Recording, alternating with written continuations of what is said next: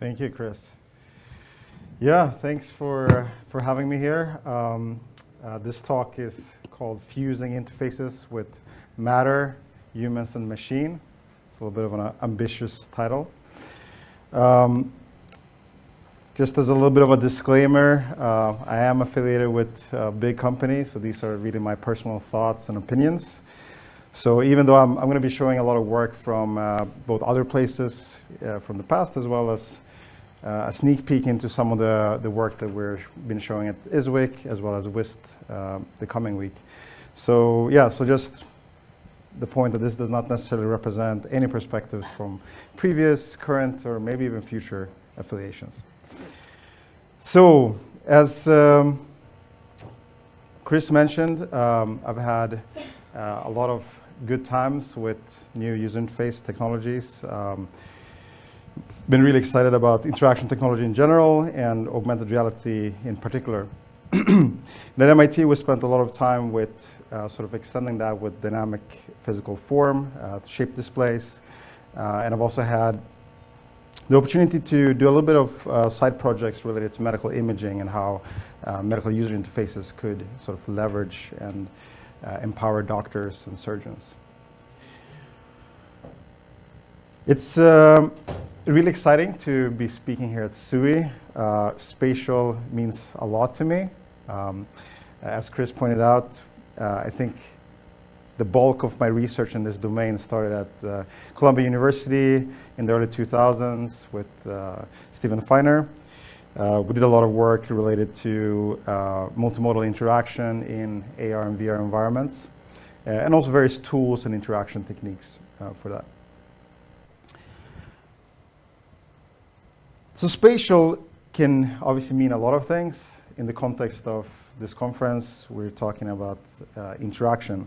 But I think it's also relates heavily to the creativity of the human and our own expressivity in terms of interacting in the world, right, beyond just the computer and the digital information that we're working with.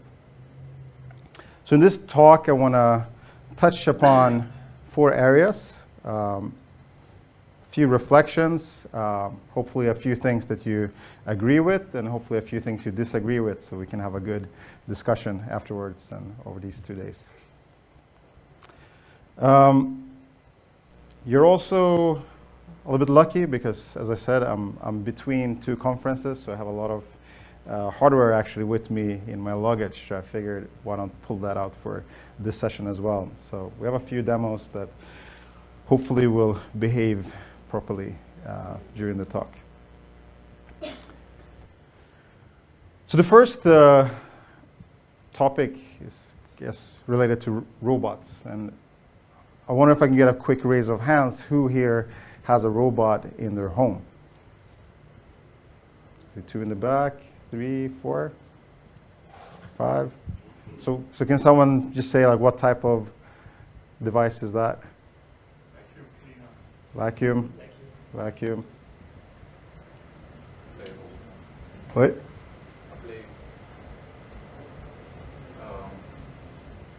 Just a research photos, which I Okay. Vacuum. Mindstorm stuff. Okay. So yeah, so it's kind of interesting. I mean, there's many different definitions of what a robot is. If you look up in the dictionaries, the one that pops up the first typically is this machine that resembles a living creature in being capable of moving independently and performing complex actions. So I think the thing that maybe is the closest to that is maybe like the vacuum cleaners that the gentleman in the back have. But they're obviously still significantly worse than a human with a vacuum, both in terms of navigation and interaction and so on. But we have like this, almost obsession with mimicking ourselves. And I like to refer to this as sort of a humanoid narcissism, right? This idea that we are so amazing as humans that the only thing that could be more amazing is something that we create that's the same as us. And you inject a little bit of AI and it's even better. And it kind of relates a little bit to, if you look over the history of civilizations, it's almost like every civilization thinks that it's at the peak of the human potential. So if we take this down a little bit and look at the second definition, a device that automatically performs complicated, often repetitive tasks, you kind of quickly realize that, well, we actually have tons of pretty awesome robots in our homes. And they're so amazing that we don't even think of them as robots, right? They're fairly seamlessly integrated in our homes, which has been happening over many, many years.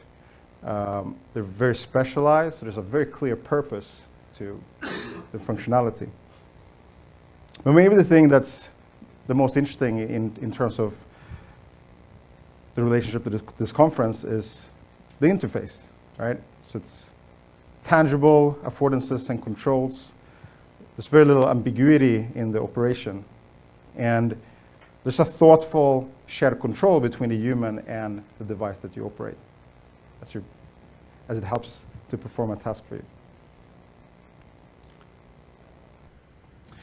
And now if we look at something that's almost the complete opposite in terms of extreme ambition, like self-driving cars. Now we've gone from these well-integrated, seamless machines, so to speak, to something that's completely autonomous and disconnected, right? It's really, really hard. But if you conceptually break it down, it's like this box that's rolling on mostly two-dimensional rectangular patches with mostly known obstacles and scenarios in the world. So if we still are struggling with solving this, maybe we should rethink a little bit of what our plans are with humanoids in the near term.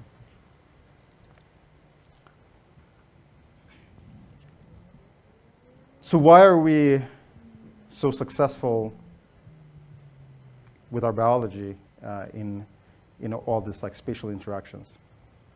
Well, we had millions of years of natural selection to adapt to the environment. And following that, we had thousands of years to adapt the environment to us. So both internally and externally, and cities. And we're almost like chameleons in this constructed world, where we've iterated on sort of like a real-world spatial interface for a very, very long time. And if we zoom out a little bit again and think about the human evolution and the different revolutions that we went through, the starting point was really this fairly mediocre ape that was slow, weak, defenseless compared to even mammals of similar size and even smaller size. And we somehow evolved to the most dangerous mammal on this planet, at the expense of a lot of life on this planet, and maybe at some point at the expense of our own lives. And this all sort of sparked with the cognitive revolution about 70,000 years ago, where we were gifted with imagination, the ability to plan, and the ability to collaborate. Then another 60,000 years passed, and we were at the Neolithic Revolution, where we moved from hunter-gatherers to settlers and basically started to form communities, thanks to agriculture and domestication. And if you look at things on this time scale, we're now at, probably the very beginning of this scientific revolution that started about 500 years ago. So where's that today? Where are we today from that point of view? What's the most advanced technology and interface that we have in our hands?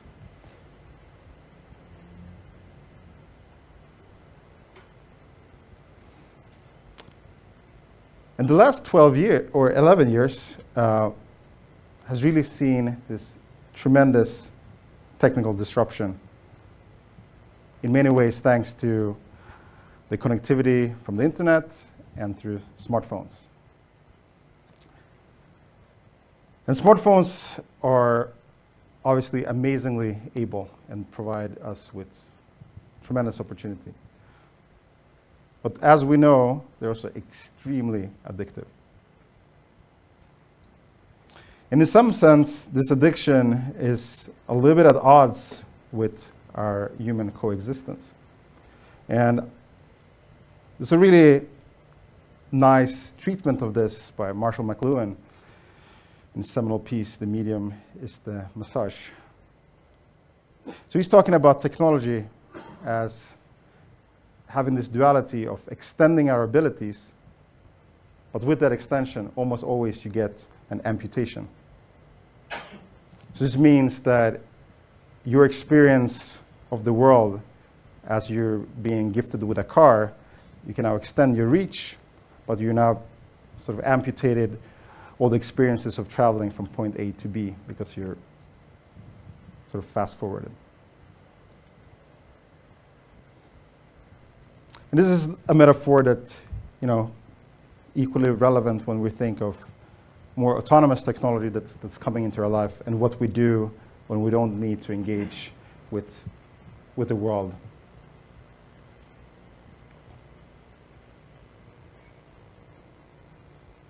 So this is a really fun photo I found.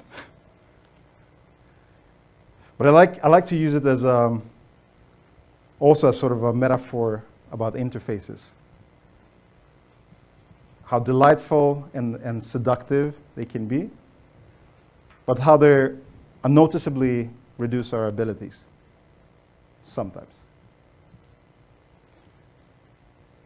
And it's not only about going from something that's suboptimal and tweak some parameters and make it gold, but it's really thinking about how technology connects us and at the same time disconnects us and distracts us from leveraging our human expressivity.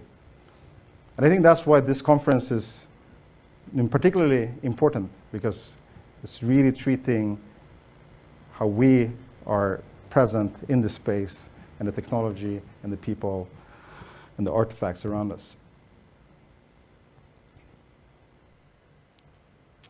So that being said, simple can be good. And obviously we can attribute a lot of the penetration of mobile devices to the simplicity of touch and swipe and easy internet access and apps and websites. But there's still something funny when we look at ourselves through this 70,000-year prism. We're so excited about this tiny window shaped by glass and metal that we're willing to give up a lot of the things that we've sort of evolved over this time. And maybe, especially recent events show that once we increasingly start to rely on and interact on the terms of the machine, we actually become a little bit vulnerable. And it's not only related to the limited expressivity and connection, but it's also how once we're in the digital ecosystem, how we can be manipulated because of financial as well as political incentives to influence us. And you may think, all right, maybe this is not such a big of a deal, right? Maybe we need to take it a little bit easy.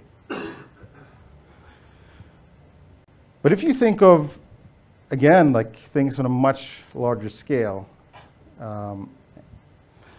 especially referring to Kurzweil's 6 epochs of evolution, where we are sort of transcending from being in this epoch of technology to an epoch where we're on some future horizon, will increasingly merge with technology, then the interface actually becomes really important. So all those tiny effects that we're seeing now could potentially really explode as things accelerate. And you may also think that, well, 11 years of progress to where we're now, what could another 11 years do? But I think that here is also where Kurzweil has a really nice treatment of and concept in this law of accelerating returns. Mainly that one of the consistent mistakes that we do as humans when we're trying to anticipate the future is we look at the past and the present and we try to linearly extrapolate what the future is going to look like. But obviously, because your capabilities increase at any given time, there'll be an exponential progress when you fast forward. And it's almost contradictory, right? Because if you were able to anticipate that exponential progress today, then it probably wouldn't be the future.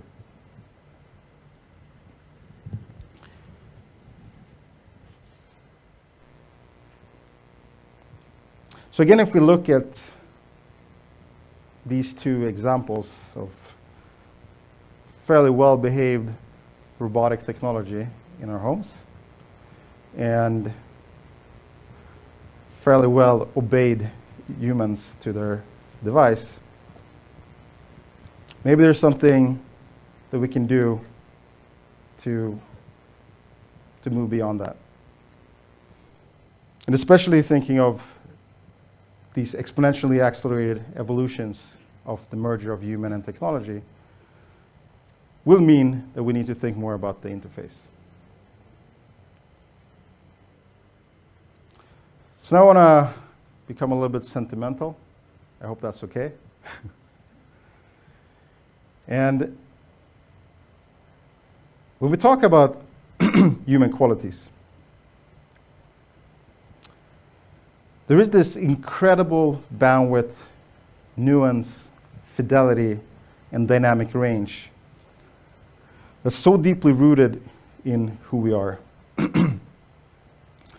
And that we don't even think about how much it's part of our senses and our emotional expressiveness, both with our world as well with other people. So if we now sort of accept that there will be this tremendous shift, and we think that all this technology is here to stay, but it's going to be increasingly present, how can we still have that be part of our lives and part of our connections without going from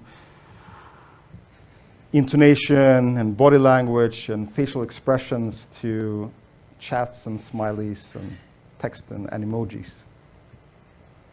Because each time we do that, we're just like becoming even easier to be manipulated by the system.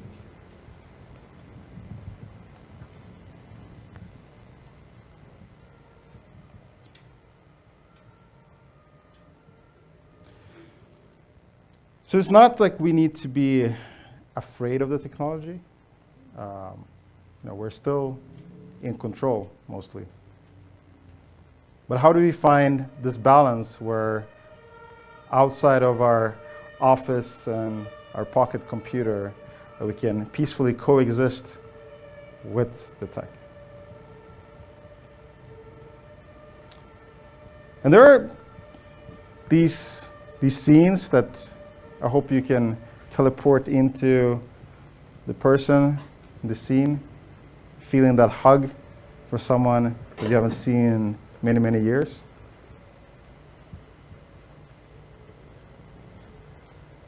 Or really enjoying that silly joke that your friend cracked.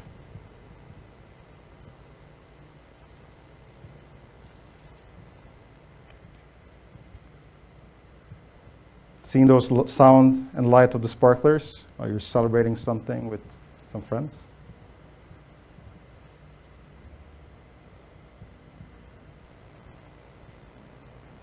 Hearing this child laughing as you're playing and giving her a ride on your back.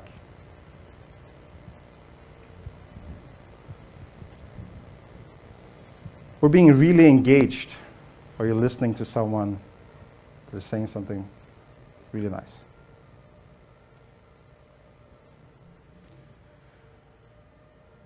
So you've probably seen variations of this evolution. I'm from Sweden, so I check out some of the more sensational newspapers once in a while whenever I travel home.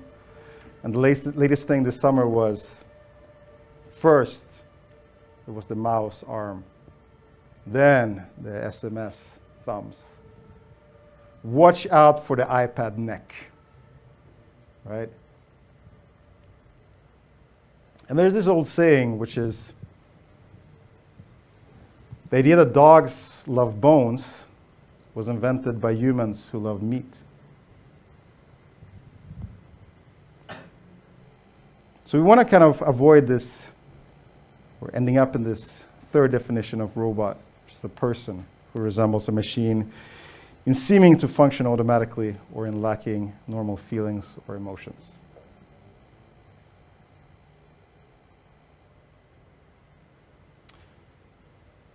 And there are obviously opportunities beyond the reality-virtuality continuum, which we love to reference. And I think the key insight that I want to spend a little more time on today is really that the less we synthesize, the less we inject, the less we generate, the less our senses collide with reality.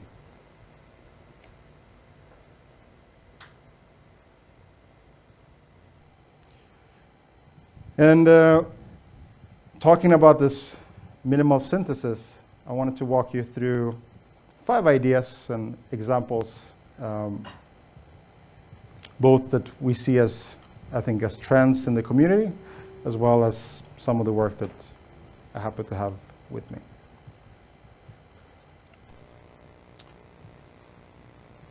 So the first thought or proposal is to also think about the brain sometimes when we develop our user interfaces. We tend to get really excited by all these millions of pixels and sounds and devices. But something nice about this machine and all the models and all the computation that you sort of get for free with very little round trips to the display or input. And as part of that, we're seeing a lot of work, lots of great work from this community around head-worn displays.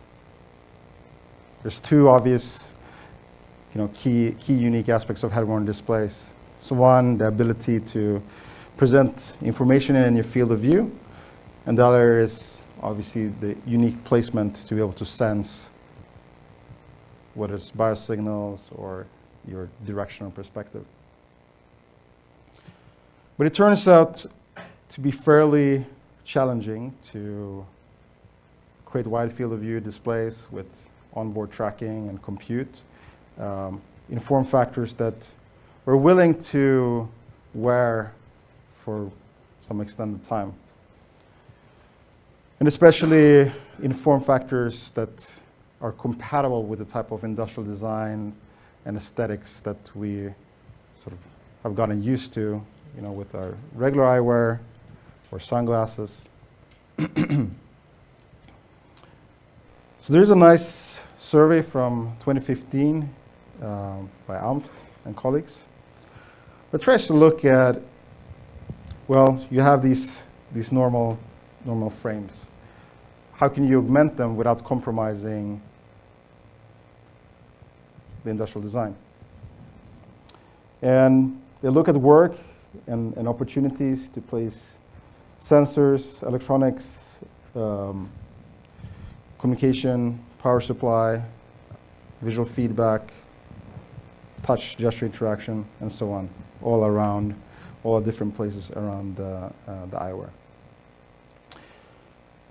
So what we did in our recent ISWIC paper is that we try to distill this idea to the most minimal device. And I have a few out here.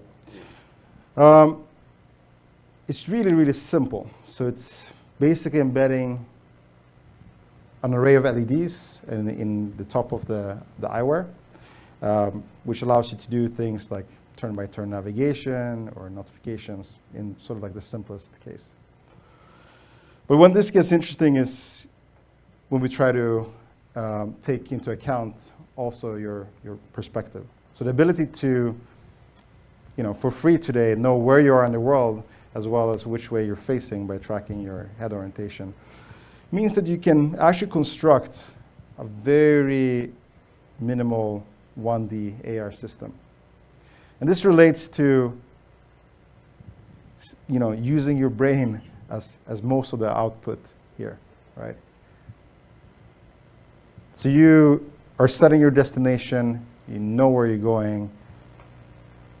You rarely refer to a 2D map when you talk to a human about, show me the way to Alexanderplatz, right? So how much can you get away with just one world-stabilized pixel? And that's kind of like what this idea was about. Obviously, I think a lot of you are reacting, well, this is great, but this simplicity also means that you're killing all the semantics. So to extend the ability to beyond this ambient light, this ambient pixel that could point you to things, we did some experiments with computer-generated holograms that we illuminate through this approach. So basically, each of these, you would replace the LEDs with something, with a coherent light source, probably a VCSEL. And that would allow you to basically see symbols in addition to the light. So see if I can manage this.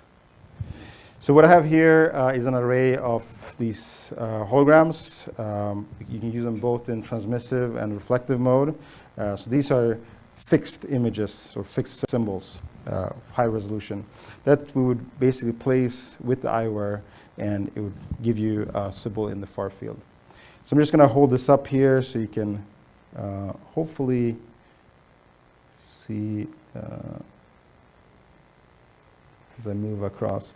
So you both see basically the image projected on the surface, but what I'm trying to get is there, which is kind of what the eye box would give us. So here I'm moving across these different icons.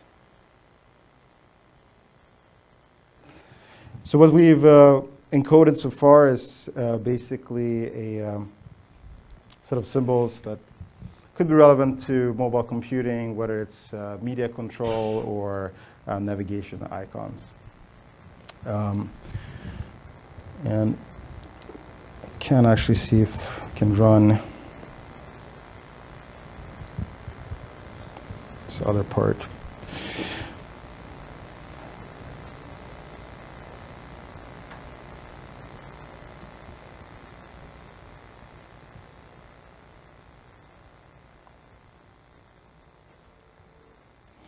Okay, so what I have here is these lightweight glasses that basically solves the first part, which is kind of like a very simple 1D AR system. Let's see if we pick anything up.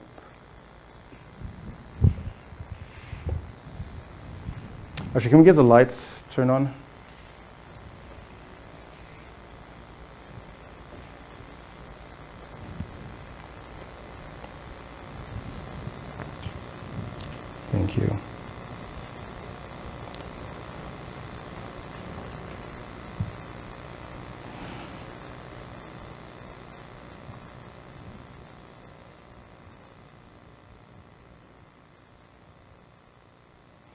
Okay, so I have a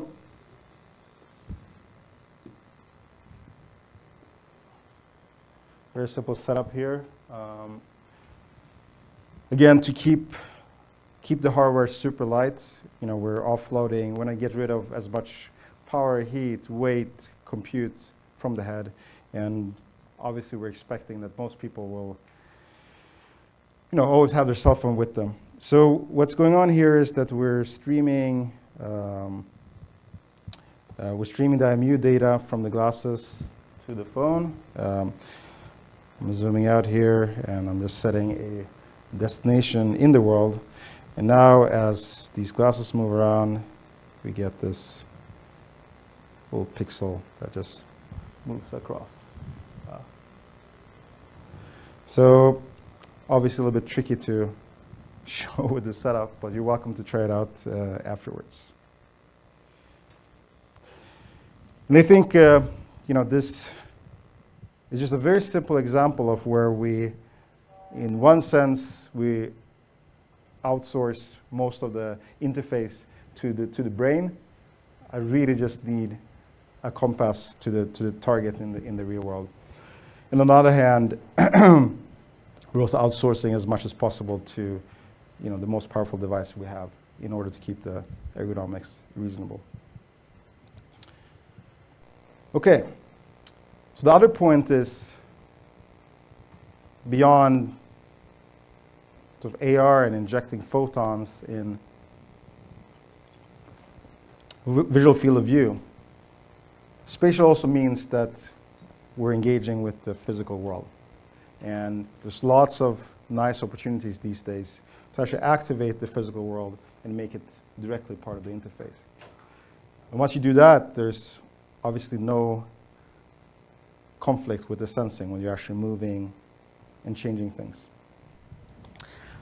So a few years back, we were looking at specifically this at MIT with Sean Fulmer, Daniel Leitinger, and Hiroshi Ishii. And we're specifically interested in embedding this interface in the world and extending beyond the visual pixels. Not only what capabilities that enable, but we're also curious about how that changes the interaction vocabulary. So what you saw in the first part was affordances that facilitate the interaction, and here we have constraints that guide us through by restricting our movement.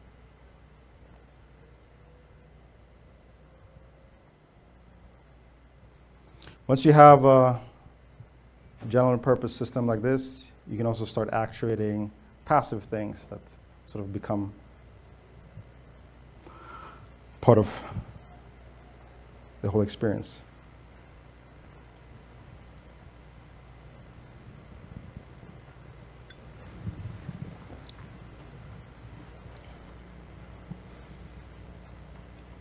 And even in this small scale, this sort of helped us think a little bit more about, well, what does it mean when furniture can be actuated in a similar way?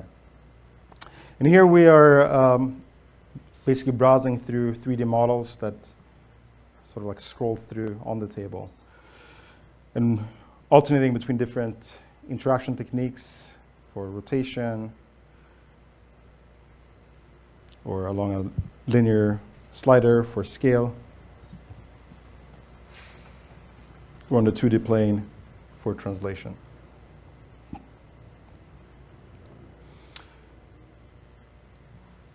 And there's a lot of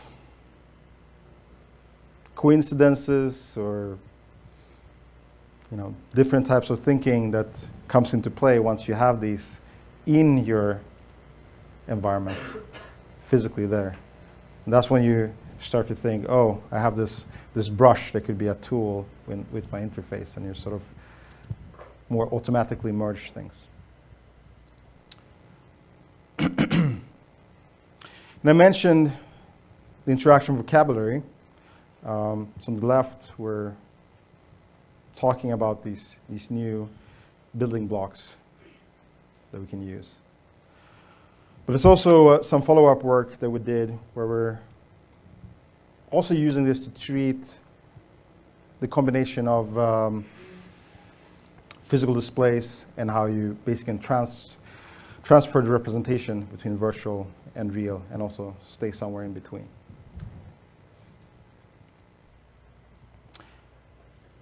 So one key aspect of this work is, I mean, a lot of people say, oh, so when are you going to have 900 motors moving up and down in your living room? That's, that's a question you can answer. We can also look at this in the sense of a workbench and a test bed for the types of interactions that you may want to design, and you may not even know what you're looking for. That may just require a few simple actuators. And that leads me to the next demo, which applies some of these ideas to a sort of semi-smart watch. So the observation we had here was, it's really difficult to take our cell phone and shrink it into something that's pleasing on the wrist. There's a lot of successful examples, but a lot of people still wear mechanical watches. You talk to some people, they treat it as the main male jewelry. So it's like the aesthetics and the materials and the mechanisms are important. And yeah, and others are just interested in them for the fashion that it enables, and are less interested in the digital capabilities. So what we did is we tried to see, similarly to this first example with the 1D eyewear, how can we still provide some sort of computational capabilities in a wrist-worn form factor, but without shooting photons or compromising the aesthetics.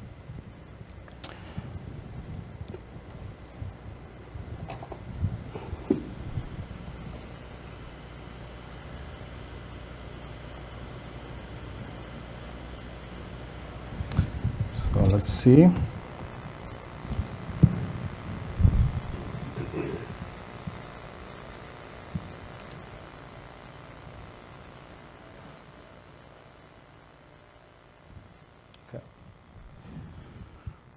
So what I have here is essentially a hybrid watch. As you can see, it's sort of looks like and appears like a regular watch in its sort of normal state. So it has physical hands that are overlaid on top, and we have a dynamic back face, which is an e-ink panel, so non-emissive and zero power when we're not using it. So the key thing here that we're interested in is it's not so much just smacking a display onto a mechanical watch, but more how they can work together and form sort of hybrid user interfaces. So what I'm doing here is I'm pressing in, and now I've transformed the whole interface to the alarm clock mode. We changed the watch dial, this little alarm icon, and now I can press and hold the buttons to set my alarm. So back and forth. So let's wake up a little bit before 7. Now if I wanted to check my activity tracking, I press again. And now we're transforming these two hands into a single pointer. So we're showing that 25% need to exercise a little bit more today. The same concept can be applied to other time-centric functions. So here I have a timer that I can basically control the minutes for. So setting it to 45 minutes.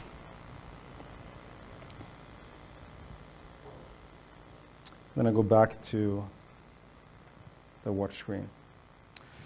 So what we're doing here is actually a bit of playfulness. We got a lot of feedback from people that, a watch should also evoke some emotion, not just be a wrist computer. So we're leveraging the mechanical expressivity of these motors to actually vibrate them a little bit when there's a new message, rather than beeping or blinking or sort of upsetting you in other ways. We just have this subtle wink. And now as I want to act on this message, I press in, the hands fold out of the way of the text so we can read it. And if we want to interact with the message, we actually switch and use the hands as part of the interface. So basically using them as the cursor. And this can all be seen as both, this little fun interaction, but there's also benefits actually from a power and transition point of view. So it's very cheap for us to move the hands versus very expensive for us to update the screen. And then as I hit archive, it sort of returns back.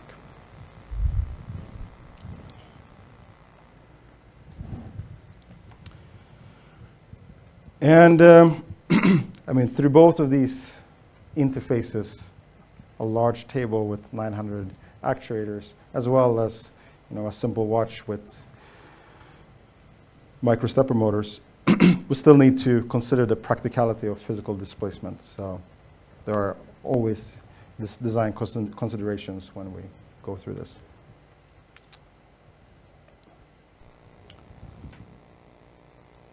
The third point is really thinking a little bit more creatively about mediation, right?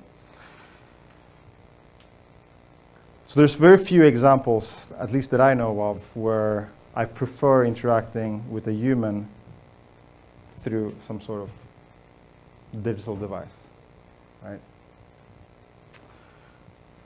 But also part of our work with these shape displays, we're very interested in, well, what does it mean when you can actually capture and display shape in real time across distances? And this is relating back a little bit to what I talked about, how you represent objects and your body at a distance. Because now you suddenly have all these transformative superpowers of the machine at your disposal, but not manifested as simple light appearing somewhere, but actually as shape and form. They can act on things.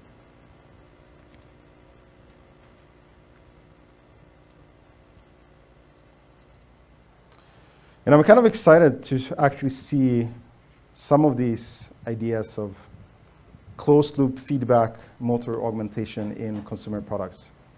So Shaper is California startup that is basically allowing people to use handheld CNC routers. So you want to cut out a shape, say maybe even just a straight line. And this is something that our evolution has not really perfected quite yet. So it's hard for us to do things straight and precise. But we're really good at gross motion and planning and so on. So what this does is it lets you position this machine. It follows, basically has a design uploaded into it. And as you move it around, it will have an actuated platform inside that will correct for your deviations from the path. And if you go way too far so it can't correct, it will just retract the bit and stop cutting. So it's kind of like, I think, a very nice example where you're really working together and the machine and the human have a shared responsibility for the things that they're the best at. An even more fascinating example is from a company that, well, used to exist, Lift Labs, that got acquired by Verily Life Sciences. So they approach the problem of movement disorders for patients with Parkinson or essential tremor, and basically monitor the movement with just commodity sensors, motion IMUs that you are basically practically free thanks to the mobile phone explosion. And coupled with these sensors, there's a corrective algorithm that then actuates either a servo, like in the top video, to keep the spoon level, or as this man is eating, it basically generates the counter motion to cancel out as much as possible of these high frequency vibrations.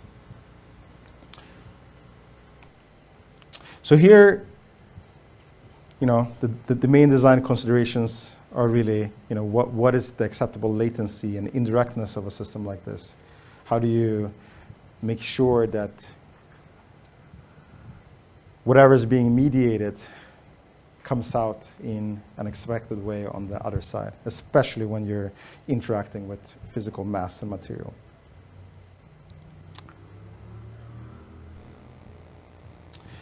The fourth topic is related to materials. So again, if we're thinking of ourselves as humans in space, interacting spatially, I didn't put on my glass jacket and my plastic shirt and my metal pants today, right? I wish. So there's been a tremendous amount of activity with electronic textiles. So basically, how do we bring some of these interesting capabilities into shapes and form and materials that actually are compatible with our bodies? The graphs in the top right are just search for textile in ACM Digital Library, and you see sort of like this spike and a doubling of papers in the last couple of years. All right, you can go and make your own search. Not now though. Take my word for it. And as part of textiles and materials, we're kind of interested in. As you may have observed, a lot of these projects are related to wearable technologies. So one of the wearable technologies that we don't really think about so much, that we constantly carry with us, are some sort of cables or wires. Actually, almost everyone here has a little cable around their neck right now. But headphones, USB cables, charging, right? So it's this kind of necessary evil to power and communicate between various sorts of devices, even if we dream that everything will be wireless soon. So there's been plenty of work in this space that is really exciting. And we wanted to see whether there were opportunities to go a little bit deeper when it comes to working with the material structures and the textile structures themselves. So rather than trying to add something, can we use yarns as sort of the fundamental part of our sensing and feedback strategies? And this is the paper we're presenting at WIST on Tuesday. So iBraid is this braided textile that we can use for both proximity, pinch, grab, kind of simple amplitude-based gestures, as well as the ability to sense rotation or twist. And actually, I'll just in here. Cool. So what I have here is a one sort of like prototype garment. It's a hoodie, and as you know, all the hoodies have these drawstrings. So what we've done is we've basically replaced this drawstring with our iBraid. Hopefully, it looks just like a regular drawstring. And what you can see there on the graph is sort of the capacitance response. So as I approach it, it's pretty sensitive. I can pinch and get a very obvious response. I can grab. Right? So basically, this allows you to do all sorts of things like clicking and tapping and long pressing. But one of the key key interaction techniques that we enable is really this twisting gesture. So I have the ability to also roll this between my fingers and get a very responsive control of rotation. And this is all obviously happening in parallel, so I can sort of hold it, roll, press in a little bit more, release, roll to the other side, and so on. And again, this is something you're welcome to try out afterwards. And we explored a number of different form factors, so in the hoodies sense, but also as a standalone pair of USB-C headphones that I can plug into a phone, and basically using the twisting to control the volume and play pause through tapping.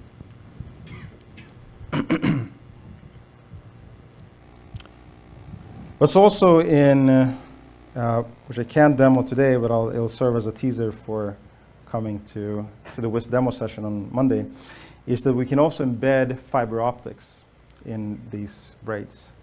So the braid is really this spiraling topology of sensing lines. They basically come together, spiral around the core, and then repeat. So the trick here is that we basically create a repeating set of touch matrices that we track finger movement across. But as I said, it's not only the sensing textile, it's also support yarn in terms that's made out of cotton. And what the beginning of this video just shows how we replace some of these support yarns with fiber optics lines. So basically allowing us to create visual feedback based on, so for example, you would twist and you're increasing the volume, you can have it basically simulate a flow upwards or downwards. And I think everyone very familiar that as soon as we're getting to something that's compliant and soft, probably the hardest piece to solve is how do we interface with the actual hardware, the electronics, the things that need to be solid, like batteries and so on.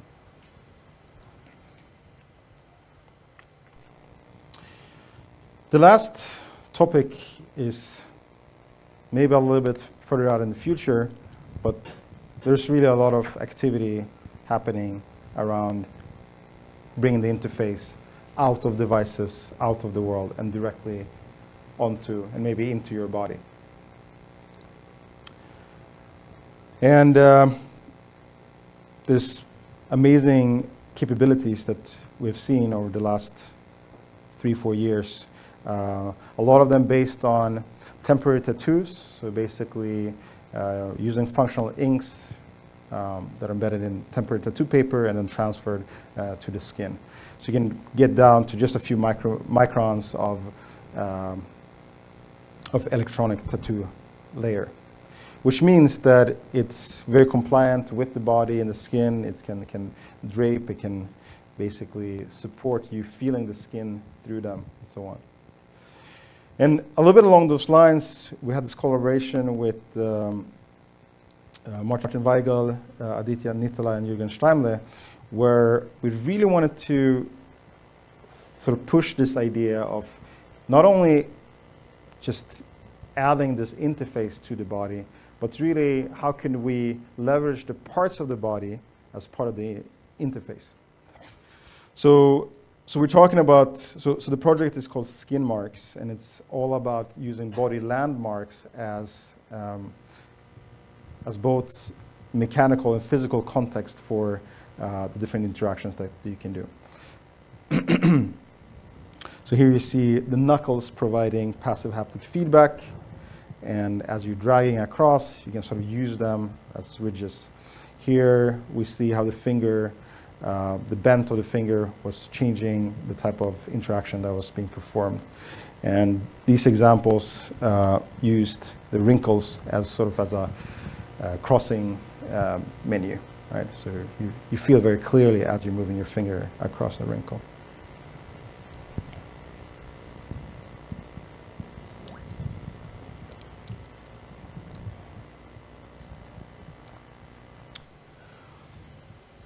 So the thing here, of course, is really that we obviously need to respect biocompatibility. This is not only about being non-toxic or non-irritating on the skin, but also allow us to still use our bodies as we intended to, or maybe in better ways. But basically be aware of, as we're adding this, are we actually amputating some sense or some other ways that we would want to interact that's not possible. So important.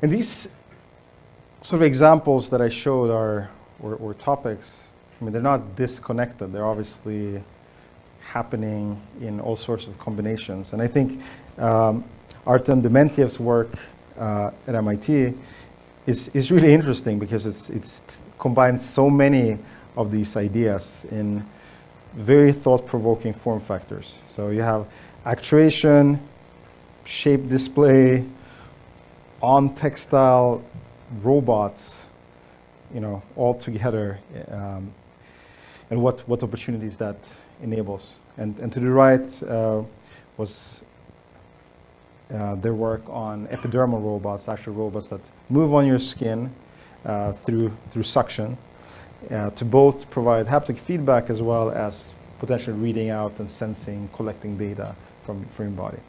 It seems wild and sci-fi, but I think it's interesting, and once we figure out the physics to actually make this in a very seamless form factor, it's nice to have the exploration of the HCI opportunities already in place.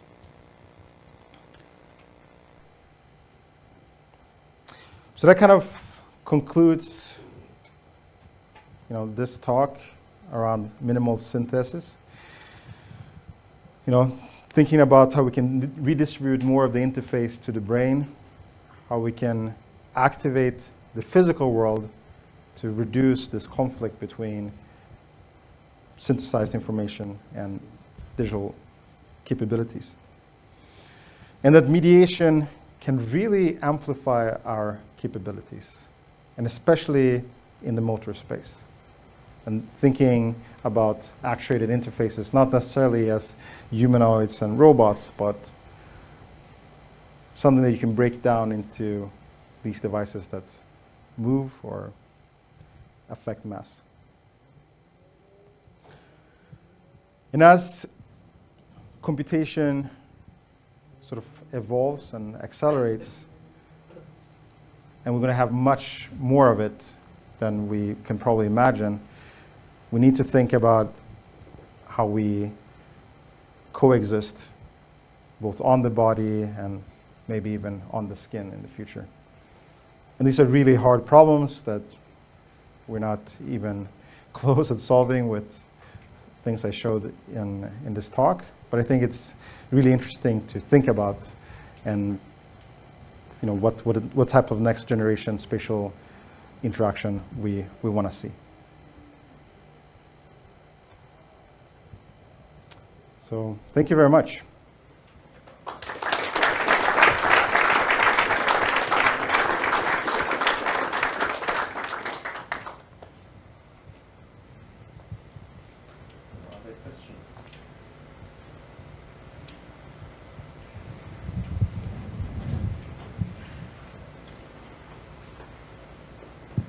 Thanks for a really great talk.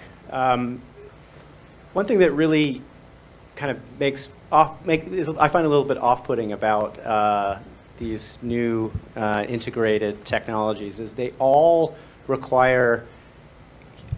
fairly sophisticated hardware-wise. They all have to be uniquely developed. They're all one-offs in a way. And so I'm wondering, where do you see the future of these technologies? Are we going to find another sort of plateau where we have a standard way of building these things, or I don't know, is it biomechanics? What's or not bio technology? Is there?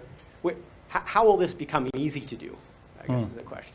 Yeah, that's a great question. I think that if we look at the activity in these communities, and even something like textiles was almost non-existent, a decade ago, and definitely 2 decades ago. I think that what's wonderful about the academic communities is that we're all excited about evolving these tools, and when I said there's no clear answer today, I mean it's all part of the process and the discourse. So I can't tell you that I know that in 6 months there will be the Arduino that you can buy and get in your mailbox, and now you're creating soft robotics on your kitchen table.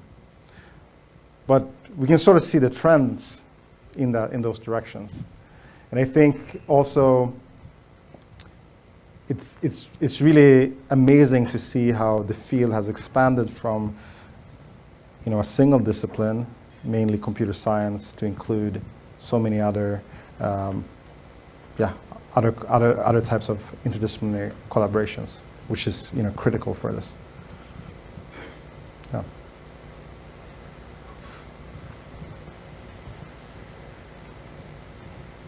I'll just speak up. Well, here's. I don't know if we're recording this or not.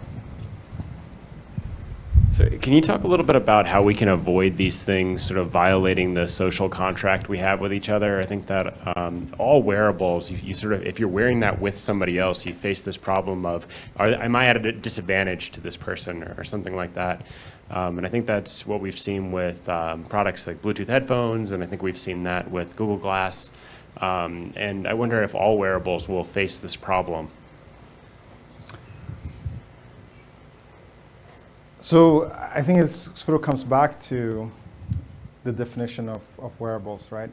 And I would argue that this watch is a wearable. It tells me the time, the date, an alarm, but I'm in control, and I'm setting the alarm. And it doesn't need to tell me. The alarm means that you're giving a talk, because I kind of have the representation in my head. And I think once we realize that this is maybe not the solution for the future, but also maybe the full-on digital displays, maybe not necessarily like the only one solution either. So I think that it's important to accept that there's a spectrum of technologies, that they are actually very personalized, and we have our very specific preferences, just like whatever people are wearing or carrying in their bags or pockets. And I think actually what we try to do here with this hybrid watch system is really this idea that it's completely out of the way in a normal social context, and only when I interact with it, it sort of can transform into something more intelligent. So it doesn't emit light, it doesn't blink, it doesn't buzz, there's no sound. And it can't even call my attention except for the little buzz that we had. Right? So I think that it's up to us as engineers and designers and scientists to figure out, well, all right, right now we're creating a lot of building blocks and like evolving the design language around these things. But eventually we also need to start making the decisions, and some decisions that maybe are offloaded to the users, and some that we probably should take more responsibility for. I think that what I showed you in the beginning with smartphones breaking a lot of these social contexts, but still in a way that people are perfectly happy, or they think they're happy with, is an example where, okay, who decides if I should be, browsing the web during dinner with one person, right? And those protocols, I think, they have to evolve, but I also need, as the end user, I also need to have the options and the tools to select the level of engagement. If I'm waiting for a really critical phone call, maybe I need to have it, you know, in a way that will disturb the person. But maybe there's another form factor that could allow me to at least hide the millions of pixels and all the glass in the metal. I don't know. Thank you. Yeah, I think I'm sort of getting at this idea that these devices need to be personal, but for social interactions, I think there's still this just massive barrier in place that we need to be aware that somebody else, when they're using it, or when it has engaged them and given them some information that we don't have. Right. And I think our current devices, they get close to that. And you can obviously have your phone in your pocket and it can vibrate, but you're not really engaged with that until you pull it out, and we can detect that. But you know, when you're putting things behind your eyes that only you can see, all of a sudden that violates that social contract. I see. Yeah. Yeah, so transparency, I guess, is how I would be thinking about that. And yeah, it's like super important.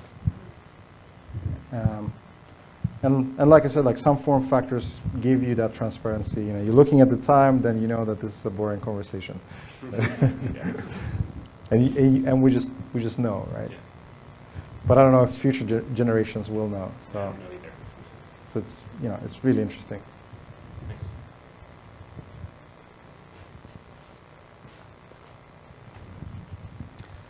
Thanks, Alex. This is great. I was reminded a bit of the sort of calm computing vision, Mark Weiser's whole UbiComp idea of, you know, the PC of the 21st century, technology disappearing into the fabric of everyday life and all these things that a lot of us, I think, have at some point seen or referred to.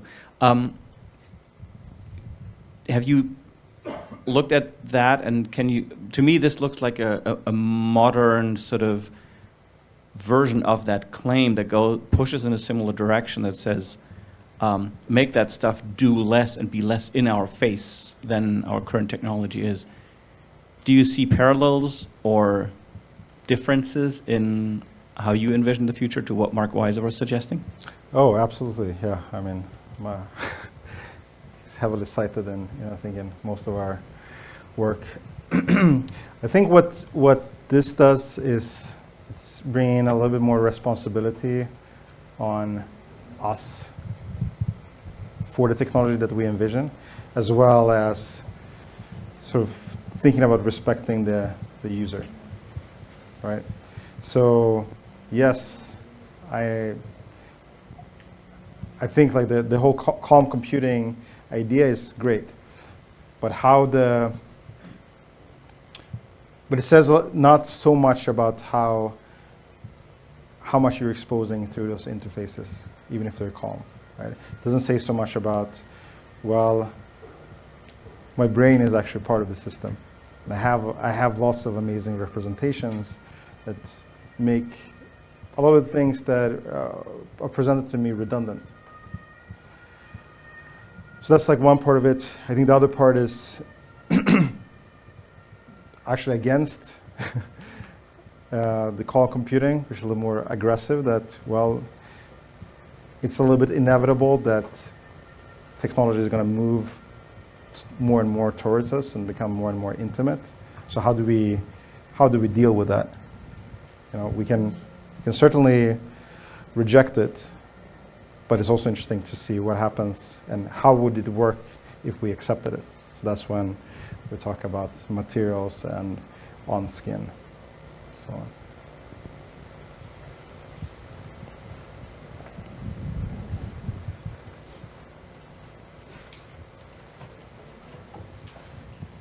Hi, so thank you very much for this inspiring talk.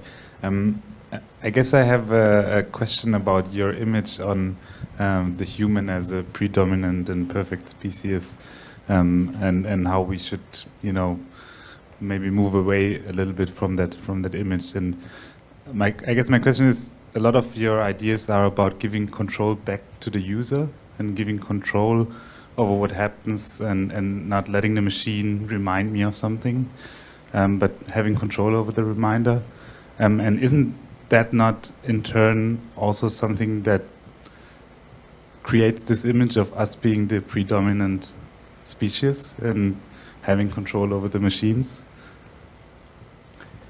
Interesting.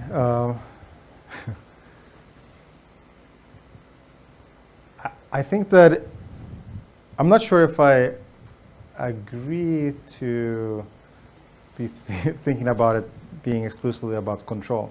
I think that what we're seeing right now with, just complete madness in terms of attention when it comes to machine learning and AI, machine intelligence. We will be outsourcing more and more of our decisions and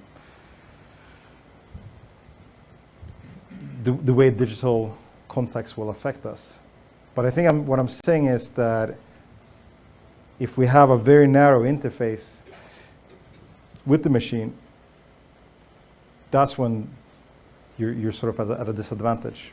So if you can expand that interface and have a richer I/O, sometimes less of an I/O, but still like more of a toolbox of ways that we can access the machine and the machine can access us.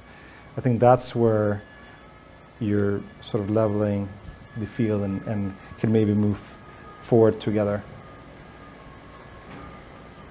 Does that make sense? Yeah, Yeah? totally. Okay. Thanks.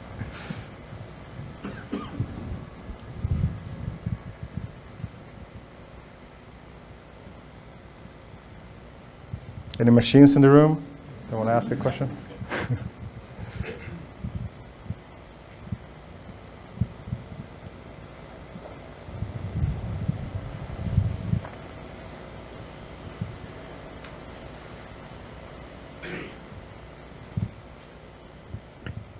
Okay, then let's pick Alex again for his wonderful talk.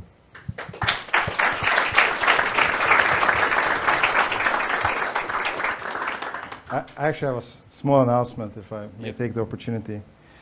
So our team is actually hiring. So, so if you're interested in these types of topics, maybe a little bit less philosophical, we're hiring in Mountain View related to interaction tech.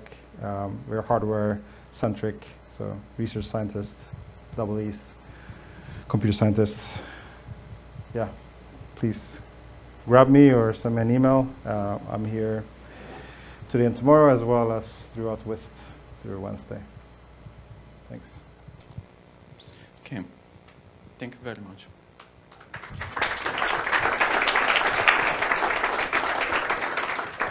Did I get an applause for my announcement? Yes, That's great. why not? Okay, that's the end of the first day, and I hope you will join us for our social event at 8 o'clock. And the Computer Game Museum, everybody know where it is, meanwhile. If not, just look at the QR tag or ask some of the SVs. And thank you once again.